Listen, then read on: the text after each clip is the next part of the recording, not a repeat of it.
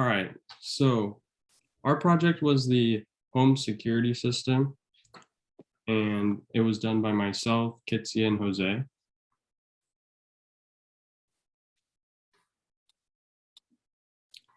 All right, so the overview of our project was basically a home security system that comprised of three components. The first one was take a photo of the intruder and save it to a micro SD card. The second step was send a notification to a smartphone that motion's detected. And the third step was sound an alarm to deter the intruder from basically robbing your home.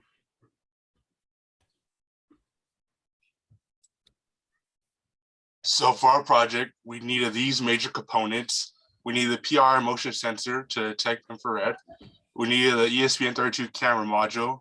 That's a little camera that hooks up to your Arduino. We needed a micro SD card to store information such as the photos and the alarm sound.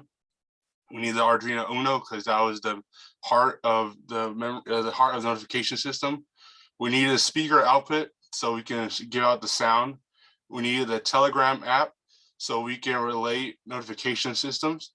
We need the Arduino Nano because this Arduino was more specialized for helping out with the alarm sound, and we needed a DF player mini MP3. This is a MP3 decoder module, so you can store information on sounds, and you can use Arduino to access information from it. We also had other items such as the breadboards and wires, but these are the major components and heart of our system. All right, for the first circuit, by the way, the three components I said earlier, we separated those into its own circuit. So there were three separate circuits total. For the first circuit, it was the one where you take a photo and store it in the micro SD card. And for that one, we needed an FTDI programmer, which you can see on the image to the left, the red FTDI programmer. That was able to upload a code using the Arduino IDE software. Once we were able to do that, you could see the circuit that's set up right there to the right. You basically have a 5-volt power source that's powering the camera. And if you look towards the bottom, I'll describe the steps. So basically, when motion's detected, the PIR sensor sends a voltage to wake up the ESP camera from a deep sleep mode. The camera wakes up, it flashes, takes a photo, and stores it in the micro SD card. And then you're able to access that photo using a computer later on. Okay, so I think I shared sound. Give me 1 second. Okay. So on the left is the circuit for the photo capture. And then I have a video right here on the right, sort of explaining it a little bit again, and then actually showing a demonstration of it working. All right, I'll go ahead and play it. Okay, so here's a circuit for our project. So right here, we have the PIR motion sensor with some wires connecting to it and a couple of resistors and a transistor. And then right here is the camera, and you can see we have an SD card inside. And then I have it connected to the FTDI programmer, mainly just for power. And then so what's supposed to happen is once it's connected and the PIR motion sensor detects motion, it'll have the camera take a picture and it'll go into the SD card, and then I can put the SD card into the computer and we can see the pictures. Oh, maybe it was.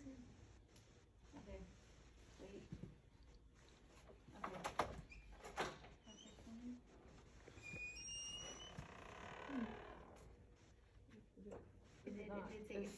Take another one. Okay. Okay, so I took out the SD and I'm putting that into my computer. All right. And so here's the SD. Open that up. Then you can see here the pictures that it took. So if I open them up,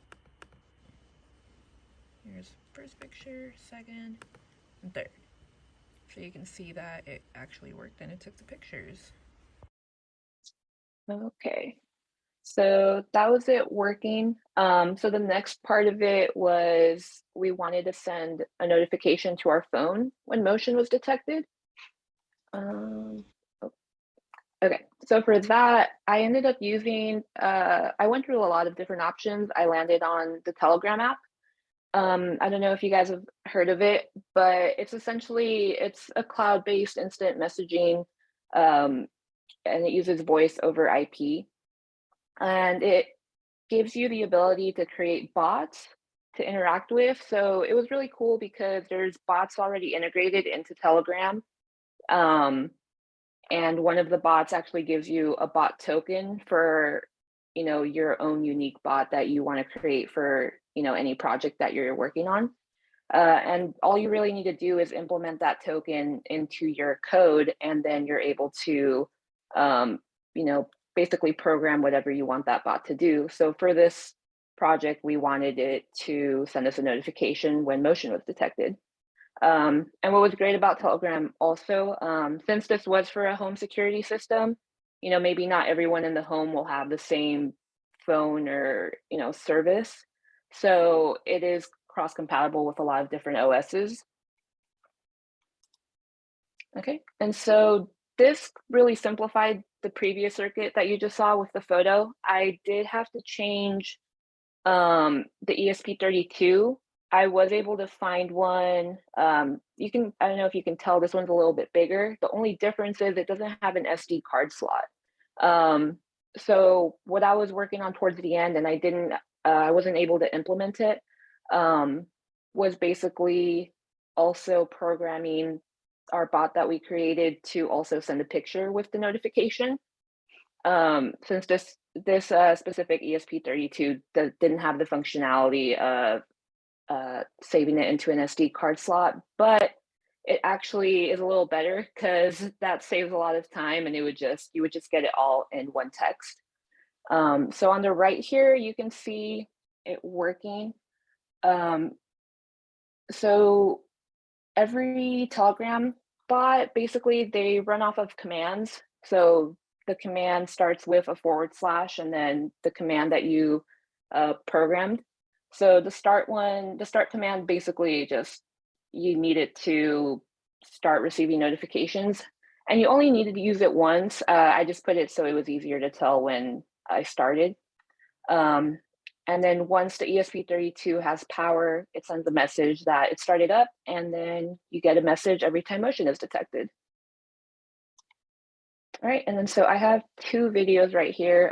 The first one is going to be basically just showing how it worked, and then the second one will be with my phone turned off and it's still working. Okay. Okay, so here's the PIR motion sensor and the ESP32. And then here's my phone. I already have the bot up. I don't have to put the start command every single time, but it'll make it easier to see where the messages pop up. So if I connect this right now, you should see a message that the bot started up. So let me put it right here and let me connect. And it should pop up.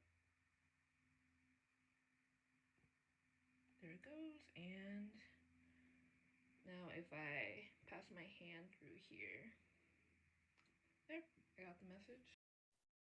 Okay, and then the second video. And the notification should also work if my phone's turned off. So it is connected right now. Let me pass through here, and there it goes. And let me unlock it.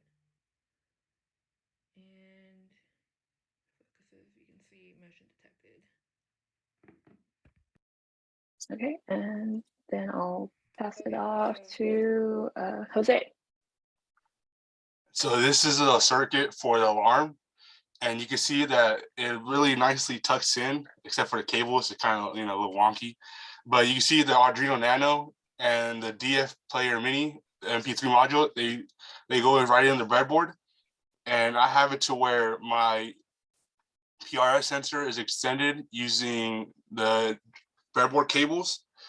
And so the speaker connects directly to the DF player, the MP3 module, and the MP3 module and the PRS sensor, they connect to different spots on the Arduino Nano.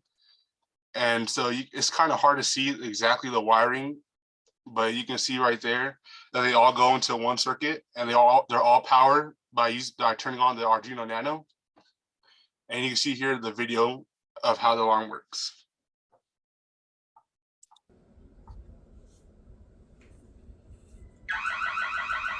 Trespasser detected. Exit the premises immediately.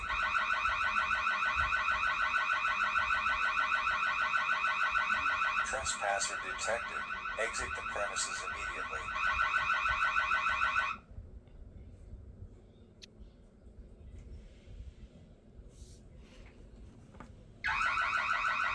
Trespasser detected. Exit the premises immediately.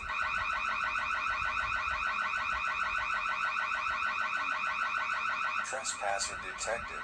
Exit the premises immediately. And so for the future limitations that we really want to do, we would really like to incorporate all these 3 different circuits onto one circuit.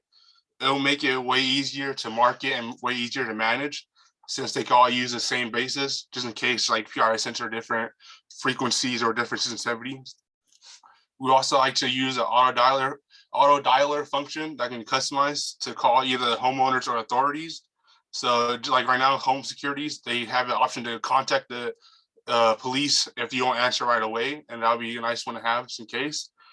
And we will also like to have the photo capture send with a smartphone notification. So we want to be able to see exactly what's happening right now on the phone without having to go and manually take out the SD card and insert a computer, see what happened.